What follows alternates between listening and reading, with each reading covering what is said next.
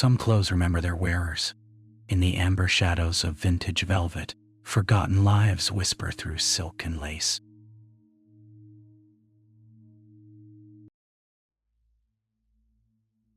Maya had always loved the boutique after hours. During the day, vintage velvet buzzed with customers rifling through racks and chatting about decades past. But in the evening quiet, with only the amber glow of the antique lamps, the store felt different. Sacred almost. Like a museum where each piece held its own secret history. Tonight's task was simple enough. Catalog the latest estate donation that had arrived that afternoon. Boxes of clothing from a recently deceased woman's collection, spanning nearly 60 years of fashion. Maya pulled on her cotton gloves and began sorting through the pieces, checking labels and conditions. The first dress made her pause. A navy blue day dress from the 1950s, perfectly preserved. As she lifted it from the tissue paper, warmth spread through her fingers. Strange. The dress felt like it had just come off someone's body, still holding their heat. Maya frowned and set the dress aside. Estate pieces always carried emotional weight. She'd learned that in her 3 years, working vintage. Something about the lives they'd witnessed, the memories soaked into every thread. But this felt more immediate, more present. She moved to the next piece, a silk blouse with mother-of-pearl buttons. Again, that unsettling warmth. And something else, when her fingers brushed the collar, a flash of something flickered through her mind. The scent of White Shoulder's perfume. The feeling of nervous excitement, like getting ready for a first date. Maya pulled her hands back. She wasn't wearing the gloves anymore. When had she taken them off? The boutique's familiar sounds seemed amplified in the stillness. The old building settling. The whisper of fabric as pieces shifted slightly on their hangers. But there was something else now. A sound like distant conversation, too soft to make out words. Maya looked around the empty store, her pulse quickening. She was alone. Of course she was alone. Mrs. Chen had left hours ago, locking the front door behind her with the usual warning about not staying too late. Maya had promised she'd be out by 9. A glance at her phone showed 8:47 p.m. Still plenty of time. She returned to the estate boxes, determined to focus. A beaded evening gown from the 1920s lay nestled in tissue. Maya hesitated before touching it. The last 2 pieces had felt so alive, so warm with residual life. But she was being ridiculous. Clothing was just fabric and thread. It couldn't hold on to the people who wore it. Could it? The question surprised her. Maya had never been particularly superstitious. She dealt in facts, fabric content, construction techniques, historical accuracy. The romance of vintage was in its craftsmanship, not in ghost stories. But as she reached for the beaded gown, her hand trembled slightly. The amber light seemed to flicker, casting shifting shadows between the clothing racks.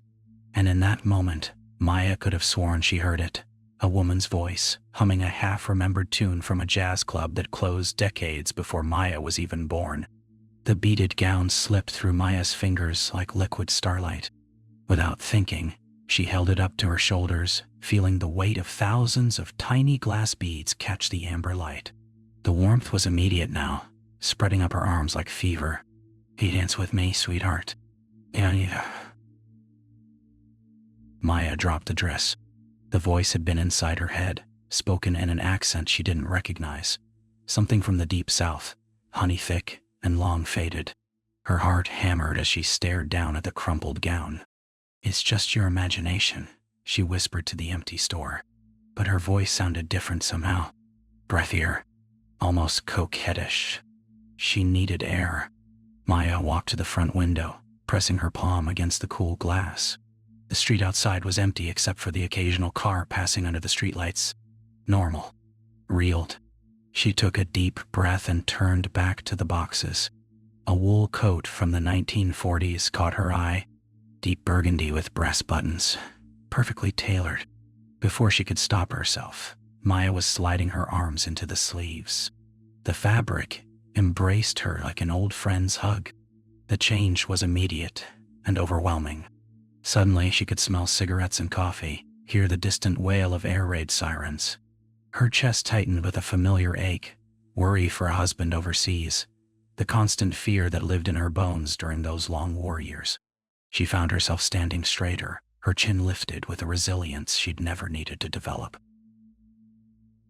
"Henry will come home," she said aloud, and the voice wasn't quite her own. "He promised me he'd come home." Maya jerked the coat off, stumbling backward until she hit the cash counter.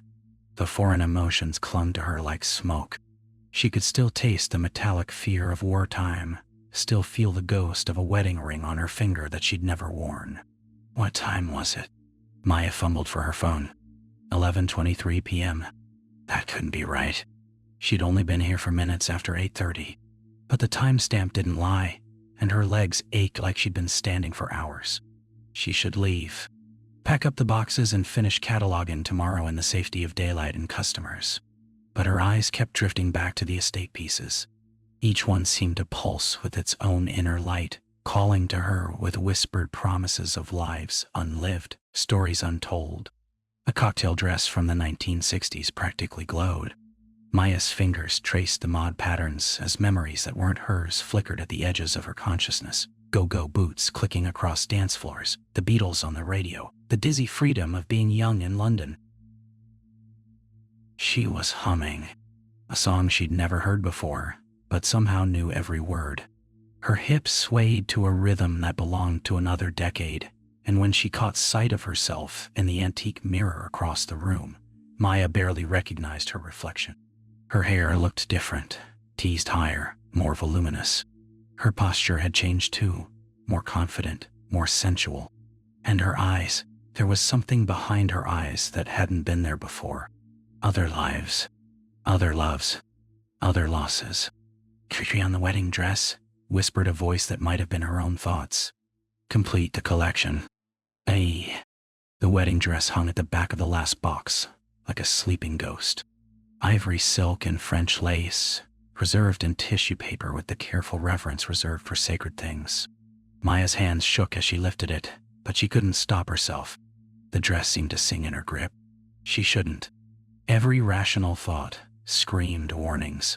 But the other voices, the flapper, the war bride, the mod girl, they all whispered encouragement. Just once.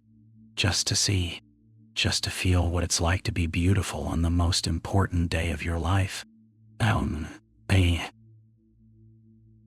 Maya slipped out of her jeans and sweater with mechanical precision. The wedding dress settled over her shoulders like destiny, the silk caressing her skin with fingers that had learned to love decades ago. The moment the final button closed, the world exploded into white.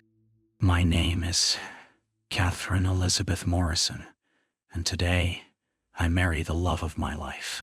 The thought burned through Maya's consciousness like lightning. She was standing in a different room now the same room, but transformed. Vintage velvet had become a bridal suite, filled with roses and champagne and the nervous laughter of bridesmaids. Someone was fastening a pearl necklace around her throat. Her mother's pearls. Her grandmother's pearls. Catherine. The name felt right in her mouth, more right than Maya had ever felt. She could remember her childhood in the big house on Magnolia Street, could taste the sweet tea her mama made every Sunday after church, could feel the butterflies dancing in her stomach because in 10 minutes she would walk down that aisle to William. But something was wrong. The bridesmaids' faces were blurring at the edges. The roses in her bouquet were wilting too fast. And when she looked in the mirror, Catherine saw death looking back. The car accident happened on the way to the church. William driving too fast because they were running late, because Catherine had spent too long fussing with her hair. The truck ran the red light. The wedding dress was the only thing that survived intact. Maya tried to say, but Catherine's voice came out instead. "No, that's not how it happened. We made it to the church. We said our vows. We were happy. But the memories were stronger than wishes. Catherine's wedding day had ended in blood and broken glass, and a dress that never made it down the aisle. And now that dress wanted to finish what it started. Maya fought to remember her own name, her own life. She worked at Vintage Velvet. She lived in the apartment above the coffee shop on 5th Street. She had a cat named Pepper and a subscription to Vogue and a mother who called every Sunday. But Catherine's memories pushed back harder.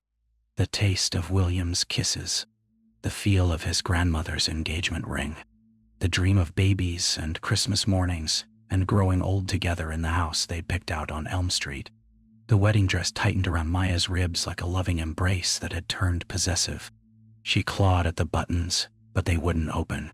Her reflection in the mirror showed Catherine's face now, young and desperate, and forever trapped in the moment before everything went wrong. "What? Yeah, let me have this," Catherine pleaded. "Let me have one perfect day." One. Maya's vision went white. She couldn't breathe. Couldn't remember why breathing mattered.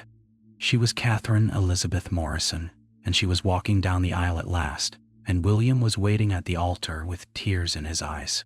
Maya woke on the floor of Vintage Velvet, still wearing the wedding dress. The morning sun streamed through the front windows, harsh and unforgiving after the gentle amber glow she remembered from the night before. Her phone showed 14 missed calls from Mrs. Chen. She sat up slowly, every muscle aching like she'd run a marathon.